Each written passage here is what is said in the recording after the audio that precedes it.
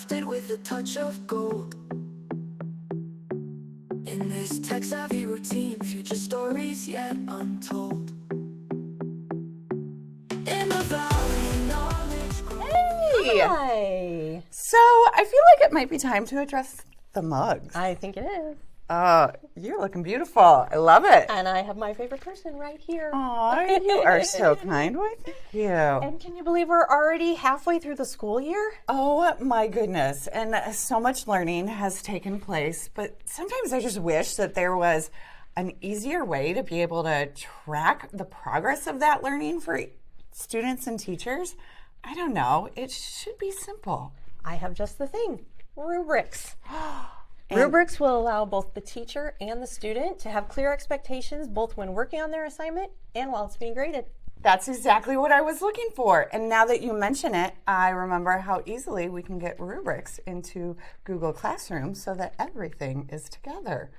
I wonder what that would be like. So Google Classroom rubrics are a huge advantage for me as a teacher.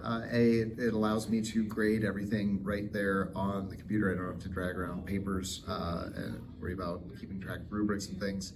It also gives immediate feedback to students as those things are getting graded. I can put comments in their actual draft and grade right there, and so they get that feedback as soon as I return it to them. So I really like them just from the convenience side of things. Well, that sounds great, but a little complicated. No, it's actually pretty time-saving, in fact. For myself, it's honestly just a big time saver.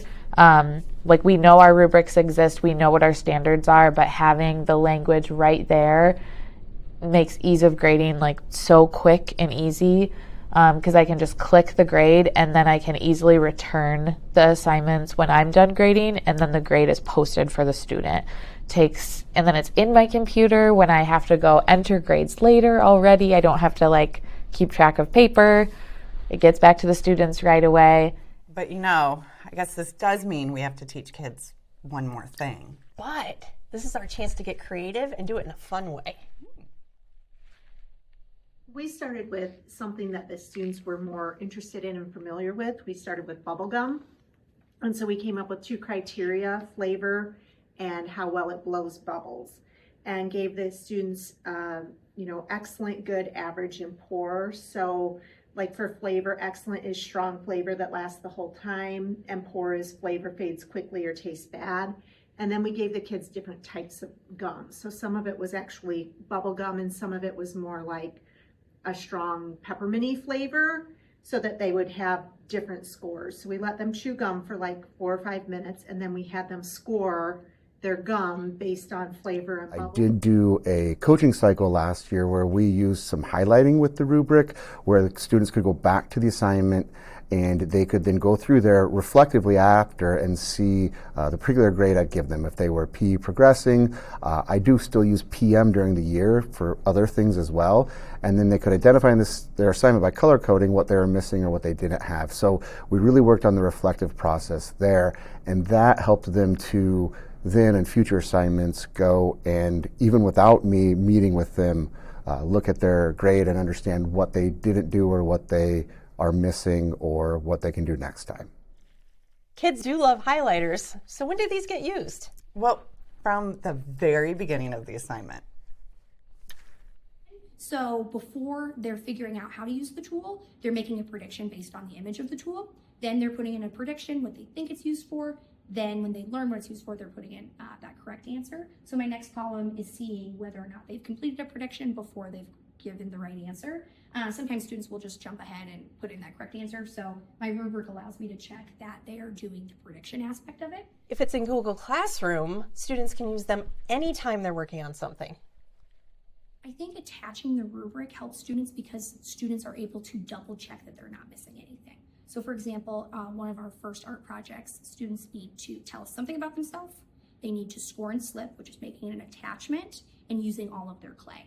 So in my rubric, I've got those 3 pieces, and my hope is that when students are going to submit their artwork, they're checking the rubric and making sure they have those 3 key pieces of information before they're doing submissions. We also have a checklist that we took. So we have the rubric in Google Classroom attached to our assignments. But then when you go into the slide deck, we have a link that gives the kids the checklist of the mastery part of the rubric. So they can reference that as they are working, as well as having the rubric at the beginning of the assignment within the Google Classroom. I bet it's something that could even help when checking in during a student conference. Right next door to their student work, and it's just so easy to keep track of. So, and then it's also, I'm a computer person, so it's so easy. Like, I just have my computer, I know where the work is, their grades right there, their work's right there.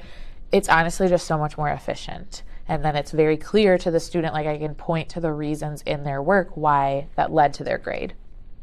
Since it's already in Google Classroom, it'll get feedback to students right away before they move on to next steps. So one great thing about using the rubric is that students are able to get feedback on their art that impacts how they make their next project. So for example, in all of my art projects, we have a craftsmanship category. So students are always trying to score and slip, hollow things out so that way clay doesn't explode in the kiln. So if we get a better understanding of how to, have successful craftsmanship in this first piece, that's going to carry over to other pieces. Clearly, putting your rubrics right into Google Classroom has lots of benefits. Lots of benefits. And the great thing is that if you're interested in learning more how to do that, you can always reach out to your friendly neighborhood tech coaches, and we'll be there to help you with every step along the way if needed. Well, cheers to another great episode. Stay classy, PV.